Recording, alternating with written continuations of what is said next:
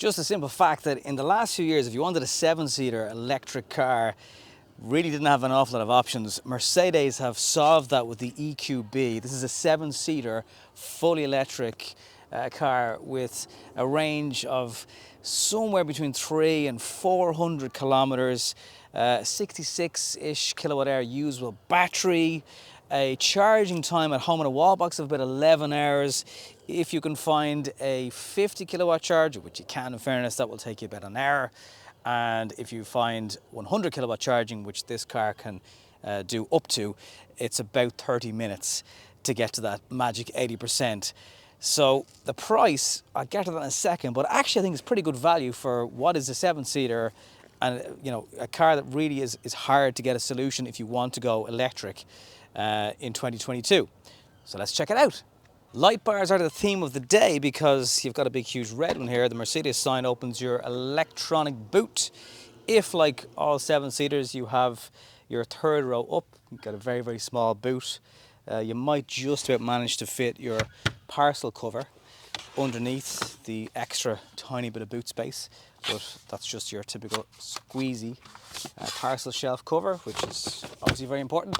I like, though, they haven't forgotten your third row passengers. They've got USB-C charging ports in the back and little areas just for them to hook onto things, so well catered for.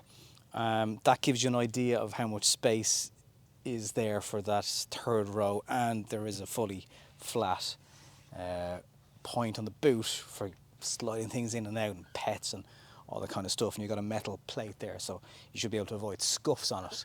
There's a handle there for closing the boot just in case, but obviously you have the button, so it does it for you. EQB 300 is on the back. That means it's the single motor. There is a dual motor 350, but the price of this one is €67,000, and there's not an awful lot of options on this car, so that gives you an idea of the actual real world price. It obviously doesn't get grants because it goes beyond the price point. It's quite a boxy shape. Roof rails, if you do a little bit of traveling with your family, you want to get suitcases and all involved. And lengthwise, I mean, it's a little bit long, but it's not a hard car to park, not a hard car to maneuver. And there's some clever stuff going on with the middle row of seats, which I'll demonstrate to you right now. What exactly do I mean by that? Well, like, again, most 7-seaters are worth their salt. You can adjust this middle row of seats to give you pretty decent legroom if you're an adult in the middle row. There's also cutouts at the backs of these seats, so it should never be too much of a struggle. That will, of course, have an effect on your rear passenger legroom, but, they're probably going to be smaller people. You're not really going to be sticking adults in that row on the car. In case you're wondering, yes, you can fit an adult in the back here. One really brilliant feature of this third row, however, is that there's Isofix seats in here, which means the smaller kids that will benefit from Isofix more can actually fit here, leaving more room for that middle row of passengers, whether they're big or small. There's plenty of space back here as well. You're sitting kind of high up, loads of leg room. There's a reasonably flat floor, which is commendable considering, again, this isn't a ground up EV. Those cutouts in the seat, again, benefit you. There's plenty of roof height, and it is a pretty comfortable place to be. I do like the armrest, and particularly the way these soft release cup holders pop out, and it all just feels very, very classy, as you'd expect in a Mercedes.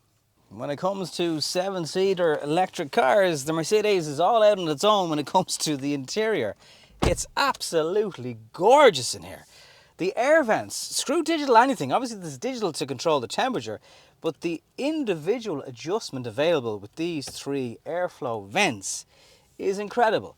There is a trackpad for controlling things, not the easiest to use when you're on the move. Thankfully, they've got a touch screen going on, but there's also then physical buttons for your climate, the intensity of the air, whether you want it in auto settings. So it's actually and temperature. There's 4 physical buttons. Sorry, 5, because there's an air conditioning one. Like, that's just brilliant, right? Really, really brilliant. This is here to kind of rest your hand on it as you're adjusting your settings. More settings for absolutely everything on the steering wheel. It is odd there's no radar guided cruise as standard. That is the strange one. There's a stop start button despite it being an EV, obviously. That's fine. The quality and resolution of the graphics, again, out on its own. the sharpness of it. You can change the ambient lighting to loads of different colors, many different options for displaying your sport mode, your classic mode, instruments, your range, your average fuel usage, your energy usage from start. It's just wonderfully laid out. And for nearly every option behind the screen, there's a physical button that will do the same thing. So it really has everybody covered. Loads of storage down here and an armrest, further USB-C charging up here, and cup holders that can all be conveniently tucked away with that sliding shelf. And it really is a wonderful place to sit. Feels very Mercedes-like. And if you go over this cream interior, it oozes class. It really, really does. Some stats first of all, I suppose. 228 brake horsepower, 390 newton meters of torque, and it takes 8 seconds to get to 60. So it's not a particularly quick car. The only time you will really kind of feel it, its body weight, is when you try and go into corners with any great sense of speed. But it's a 7-seater, so really, I don't think you would be doing that anyway. All the rest of the time, it's a really comfortable cruiser, very forgiving over bumps and imperfections on the road. Despite that, still a great bit of feedback going on if you like your driving. It's a nice, it's a nice feature to have. Energy consumption, I've seen it anywhere from 18 kilowatt hours per 100 kilometers up to almost 30. So certainly somewhere between 300 and 400 kilometers is where your true range is going to lie. And I suppose the main thing to consider is just, at this price point, would you expect a bit more range, or are you okay to forgo that for a Mercedes badge and an interior in an EV that really is kind of second to none?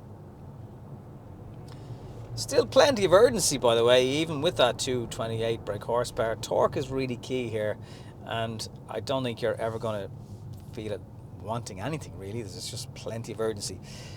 MBUX entertainment system is on board. As I've mentioned, your graphics are brilliant. So you've got speed sign recognition, your traffic frontal collision avoidance, blind spot. One thing that does bother me a little bit is if you are using lane departure. For those not familiar, it will give you a vibration or a beep if it thinks you're going to cross the line or veer into the next lane beside you, or God forbid the opposite lane of traffic. Well, what this will do is actually hit the brakes a little bit for you. So if it thinks you are going to veer into the wrong direction, you'll feel the brakes being applied.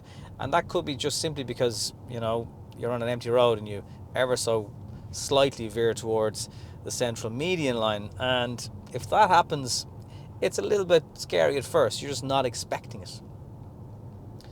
If you like timing your car to charge with a night rate, for example, you've got to make sure you have a smart meter, because you can't set up charging time to start in the car. You can, however, set up the car to precondition the interior for you in the mornings. The car can also do 11 kilowatt charging, so if you do find higher speed public charging, you'll be able to benefit that way too. Overall, though, from a driving perspective, really well behaved, very refined, as you'd expect from Mercedes-Benz, and it's just a very comfortable place to sit. And a lot of the time you will just, the fact that it's electric is just a byproduct, because you're sitting in something that really feels very, very classy, premium, and they're the times when you'll, I suppose, justify the price of the car at 67, maybe 65,000 euro, depending on what type of optional extras you decide to go for. Would like a glass roof, not in the car. Would certainly just brighten everything up, but I think the cream interior does a lot of that for you also. Classy, solid, and very refined has been my experience of living with the EQB this week. It's this point of a video where I usually tell you to shortlist a car or consider it in your options.